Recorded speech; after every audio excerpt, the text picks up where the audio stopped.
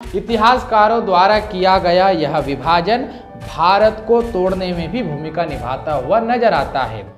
नमस्कार। जब हमने तथ्यपूर्ण तरीके से पिछले वीडियो में बताया कि हिंदू, मूल निवासी, आर्य, आदिवासी व भारतीय ये सब पर्यायवाची है, तो धर्म परिवर्तन के लिए भारत के मूल समाज को बांटकर धर्म परिवर्तन में लगे लोग बौखला गए, क्योंकि उन्हें पता है कि अब उन्होंने जो भ्रम फैलाया था कि हिंदू और आदिवासी अलग अलग है, वह भ्रम टूट जाएगा। तो हम किस आधार पर धर्म परिवर्तन करेंगे और अपनी दुकान बंद हो जाएगी।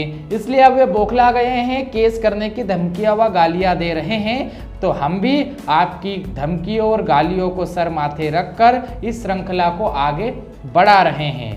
पिछले वीडियो में मैंने कहा था कि संविधान इस विषय पर क्या कहता है मैं आपको बताऊंगा, लेकिन आज उससे पहले डीएनए रिपोर्ट्स इस मुद्दे पर क्या कहती है और आर्यन इन्वेंशन थ्योरी सही है या गलत और वह क्या है मैं आपको बताऊंगा। यह बहुत प्रचारित किया जाता है कि आर्य बाहरी और आक्रमणकारी थे। उन्होंने भारत पर आक्रमण करके यहाँ के मूल द्रविड़ लोगों को दास बनाया। पहले अंग्रेजों ने, फिर हमारे ही इतिहासकारों ने इस झूठ को प्रचारित और प्रसारित किया। आर्य को उन्होंने एक जाति माना और द्रविड़ को दूसरी। इस तरह विभाजन करके उन्होंने भारत का इतिहास लिखा। इतिहासकारों द्वारा किया गया यह विभाजन भारत को तोड़ने में भी भूमिका निभाता हुआ नजर आता है। भारत की सरकारी किताबों में आर्यों के आगमन को आर्यन इन्वेंशन थ्योरी कहा जाता है। इन किताबों में आर्यों को घुमंतू या कबीलाई बताया जाता है। कहा जाता है कि यह ऐसे लोग हैं जिनके पास वेद थे, रथ थे, खुद की भाषा थी और उस भाषा की लिपि थी। मतलब यह कि ये पढ़े लिखे, सभ्य और सुसंस्कृत खानाबदोश लोग थे।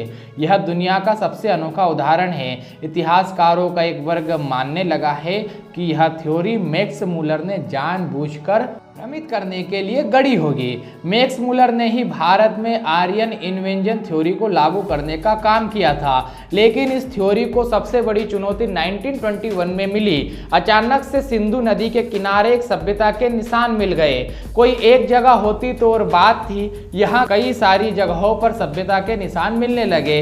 इसे सिंधु घाटी सभ्यता कहा जाने लगा और यह सवाल पैदा हो गया कि यदि इस सभ्यता को हिंदू या आर्य सभ्यता मान लिया गया तो फिर आर्यन इन्वेंशन थ्योरी का क्या होगा। ऐसे में धीरे धीरे यह प्रचारित किया जाने लगा कि सिंधु लोग द्रविड़ थे और वैदिक लोग आर्य। जब अंग्रेज और उनके फॉलोअर्स ने यहाँ देखा कि सिंधु घाटी की सभ्यता तो विश्व स्तरीय शहरी सभ्यता थी, यहाँ पर टाउनशिप जैसी प्लानिंग थी, वहाँ का ज्ञान उनके पास कैसे आया। उन्होंने देखा कि स्विमिंग पूल बनाने की तकनीक कहाँ से सीखी, वह भी ऐसे समय जब ग्रीस, रोम और एथेंस का नामो निशान भी नहीं था। तो उन्होंने एक नया झूठ प्रचारित किया, वह यह कि सिंधु सभ्यता और वैदिक सभ्यता दोनों अलग अलग सभ्यता है। और उन्होंने कहा कि सिंधु लोग द्रविड़ थे और वैदिक लोग आर्य। आर्य तो बाहर से ही आए थे और उनके काल सिंधु सभ्यता के बाद का काल है। इस थ्योरी को हमारे यहाँ के वामी इतिहासकारों ने जमकर प्रचारित किया। इस पर डीएनए शोध क्या कहते हैं आर्यों पर, वह भी समझिए। भारतीयों के डीएनए गुणसूत्र पर आधारित एक अनुसंधान हुआ। कैम्ब्रिज विश्वविद्यालय के प्रोफेसर कीवी सील्ड के निर्देशन में तारतु विश्वविद्यालय के शोध छात्र ज्ञानेश्वर चौबे ने अपने अनुसंधान में यह सिद्ध किया है कि सारे भारतवासी जिन्स के यानी गुणसूत्रों के आधार पर एक ही पूर्वजों की संतान है। आर्य और द्रविड़ का कोई भेद गुणसूत्रों के आधार पर नहीं मिलता है। और तो और जो अनुवांशिक गुणसूत्र भारतीयों में पाए जाते हैं वे डीएनए गुणसूत्र दुनिया के किसी अन्य देश में नहीं पाए जाते। शोध कार्य में वर्तमान भारत, पाकिस्तान, बांग्लादेश, श्रीलंका और नेपाल की जनसंख्या में विद्यमान लगभग सभी जातियों, उपजातियों, जनजातियों के लगभग 13,000 नमूनों के परीक्षण परिणामों का इस्तेमाल किया गया, जो पहले ये सभी देश भारत के ही थे। इनके नमूनों के परीक्षण से प्राप्त परिणामों की तुलना मध्य एशिया, यूरोप, चीन, जापान आदि देशों में रहने वाली मानव नस्लों के गुणसूत्रों जीन्स से की गई। इस तुलना में पाया गया कि सभी भारतीय चाहे वह किसी भी धर्म को मानने वाले हैं, 99% समान पूर्वजों की संतानें हैं। इससे यह सिद्ध होता है कि भारत में आर्य और द्रविड़ विवाद व्यर्थ है। उत्तर और दक्षिण भारतीय एक ही पूर्वजों की संतानें हैं। शोध में यह पाया गया है कि तमिलनाडु की सभी जातियों, जनजातियों, केरल, कर्नाटक, आंध्र प्रदेश, जिन्हें पूर्व में कथित द्रविड़ नस्ल से प्रभावित माना गया है, कि समस्त जातियों के डीएनए गुणसूत्र तथा उत्तर भारतीय जातियों, जनजातियों के डीएनए उत्पत्ति का आधार गुणसूत्र एक समान है। उत्तर भारत में पाए जाने वाले कोल, कंजर, दुसाध, धरकार, चमार, थालू, दलित, क्षत्रिय और ब्राह्मणों के डीएनए का मूल सूत्र दक्षिण भारत में पाए जाने वाली सभी जातियों के मूल सूत्र से कहीं भी भिन्न अलग नहीं है।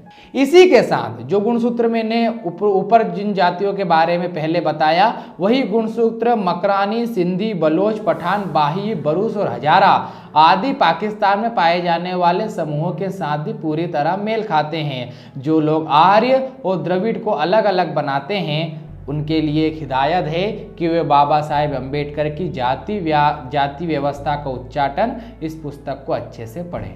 मैं किसी विदेशी फास्टर को सुन रहा था, वे भारतीयों में भिन्नता दिखाने के लिए और जनजातियों में आप अलग हो ऐसा भाव स्थापित करने के लिए जातिगत भिन्नता व शरीर के रंग का सहारा ले रहे थे, किंतु उनका यह तर्क हास्यास्पद ही है, क्योंकि यह रूप और शरीर की भिन्नता उस स्थान की भिन्नता या वायुमंडल के कारण आती है जहां व्यक्ति रहता है।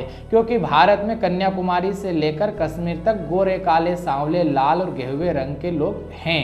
एक ही परिवार में कोई काला है तो कोई गोरा, एक ही समाज में कोई काला है तो कोई गोरा। उत्तर के लोगों का रंग अलग हो सकता है बर्फ के कारण, और दक्षिण के लोगों का रंग अलग हो सकता है। इसलिए रंगों के माध्यम से, शरीर की भिन्नता के माध्यम से हिंदुओं को, भारतीयों को, आदिवासियों को, यहाँ के मूल समाज को बांटने का कार्य तो आप लोगों को बंद कर ही देना चाहिए।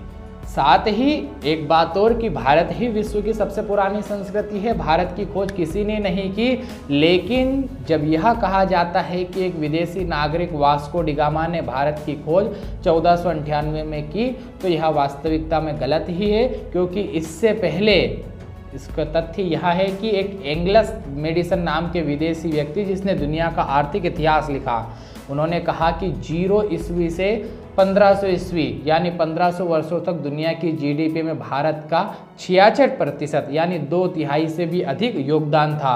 तो आप सोच सकते हैं कि जब 1498 से पहले भी भारत की जीडीपी थी तो भारत के लोग रहे होंगे, भारत रहा होगा।